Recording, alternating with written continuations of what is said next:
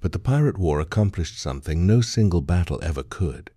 As the Royal Navy tightened its grip on the Atlantic, pirate strongholds fell, black flags disappeared from once feared harbors, and the captains who had ruled the sea were killed in battle or left to hang in iron gibbets. The Golden Age of Piracy ended not through one final victory, but through years of relentless pursuit that slowly destroyed the pirate world until only legends remained. Enjoy the video and don't forget to subscribe. Trace your finger along the map from Nassau toward the Caribbean Sea and picture the year 1718 as the smell of rotting oak, boiling pine tar, damp hemp rigging, stale bilge water, and lingering sulfur drifted across gray swells beneath low storm clouds while snapping canvas cracked above towering masts darkened by years of salt and tropical sun. Few conflicts transformed maritime history more completely than the pirate war that unfolded during the final years of the Golden Age of Piracy, when hundreds of armed merchantmen, pirate sloops, Royal Navy frigates, colonial militias, and private vessels collided across thousands of miles of ocean. Every league of water became contested ground where fortune and death traveled together. Pirate captains relied upon articles of agreement promising democratic votes, equal shares of captured cargo, and compensation for wounds. Yet these same crews routinely shattered their own laws whenever fear or greed outweighed loyalty. Their swift sloops displaced between 90 and 120 tons, measured roughly 75 feet along the keel, and displayed pronounced tumble-homes supported by massive white oak futtocks secured with hand-forged iron spikes exceeding 11 inches in length. Before every major voyage, each hull underwent careful careening, exposing every plank while shipwrights drove twisted oakum deep into the seams using caulking irons before sealing the entire surface beneath boiling pine tar that cooled into a flexible waterproof barrier capable of surviving relentless tropical heat, pounding Atlantic swells, and months without entering a friendly harbor. Meanwhile, Britain prepared for a war unlike any naval campaign it had previously fought because the enemy possessed no capital, no homeland, no standing government, and no predictable battlefield. The conflict escalated after King George I issued the Royal Proclamation of the 5th of September 1717, offering a pardon to pirates willing to surrender before the deadline, while simultaneously authorizing an uncompromising military campaign against those who refused. This strategy divided pirate communities more effectively than broadsides alone, because suspicion spread through every anchorage from New Providence to the Windward Passage.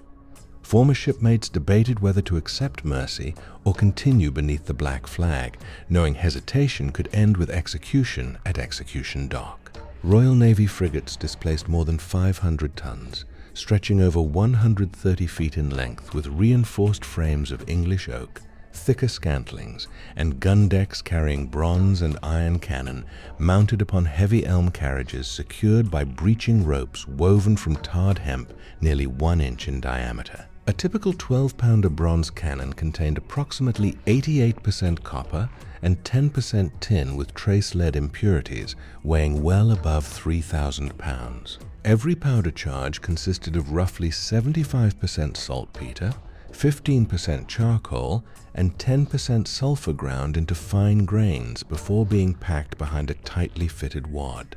When ignited by the touch hole, expanding gases accelerated the iron round shot through the polished bore at tremendous speed, splintering enemy planking into razor-sharp fragments that often killed more sailors than the cannonball itself. Massive oak fibers burst apart under compression, producing lethal wooden shards that tore through flesh, severed limbs, and filled cramped gun decks with screams, smoke, and drifting clouds of black powder residue, while disciplined gun crews repeated the deadly loading sequence with relentless precision. The struggle reached a decisive turning point in 1718 when the Crown appointed experienced naval officers and colonial governors determined to destroy pirate strongholds instead of merely defending merchant convoys. Nassau, once the thriving heart of the pirate republic, became the principal objective because its shallow approaches, hidden sandbars, and surrounding reefs had long protected outlaw vessels from larger warships. Pirate lookouts watched constantly from elevated hills, signaling approaching sails with flags and cannon smoke, while carpenters labored without pause, replacing cracked futtocks, repairing sprung planks, tightening deadies, and inspecting mast partners weakened by endless vibration. Every anchor cable required careful examination because a single frayed strand could doom an entire vessel during a hurricane.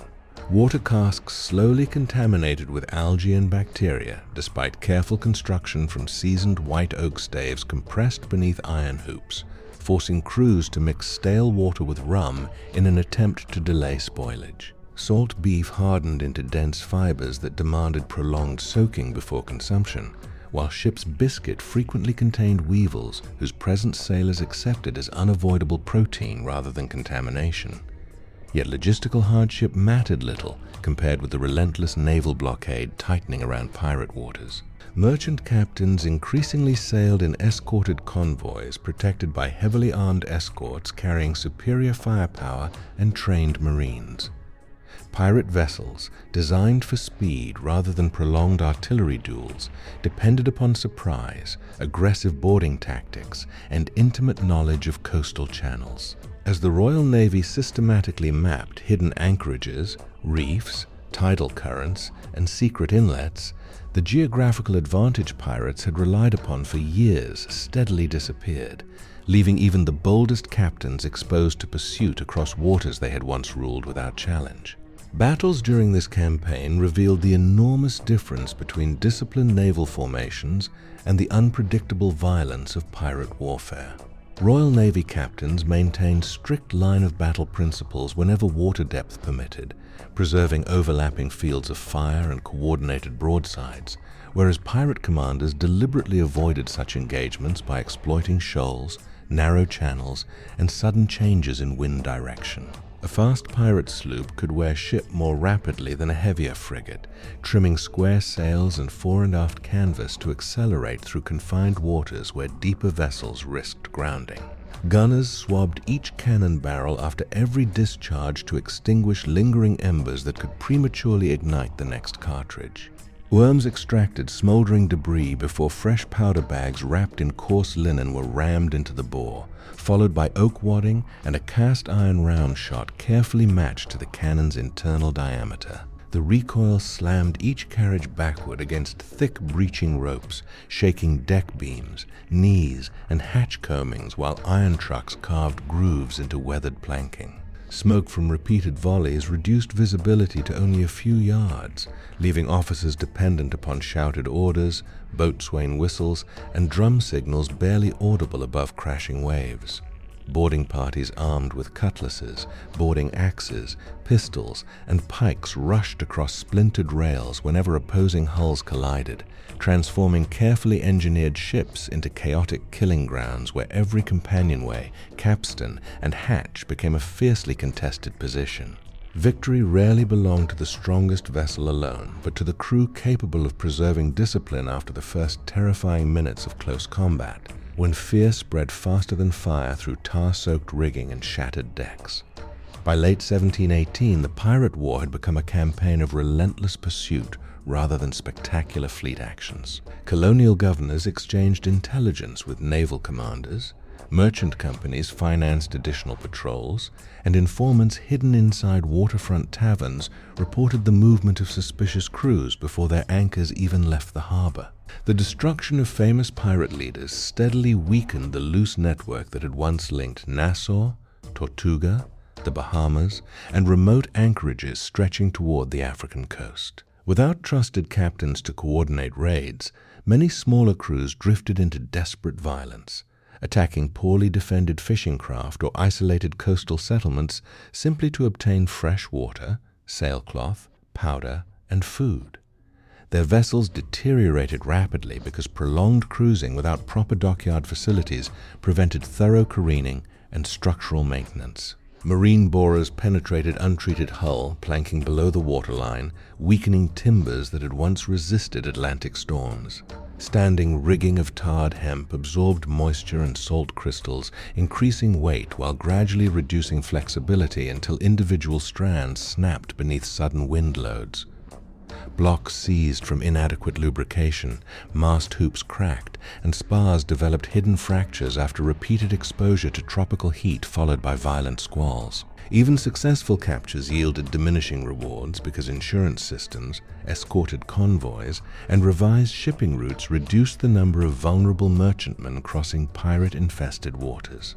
The war had evolved beyond individual sea battles into an economic conflict in which organized governments possessed shipyards, foundries, rope walks, timber reserves, powder mills, trained artificers, and nearly unlimited resources, while pirate crews relied upon stolen supplies that became increasingly scarce with every month the blockade tightened. The pirate war ended not with one decisive battle, but through relentless pressure that destroyed the foundations of piracy itself.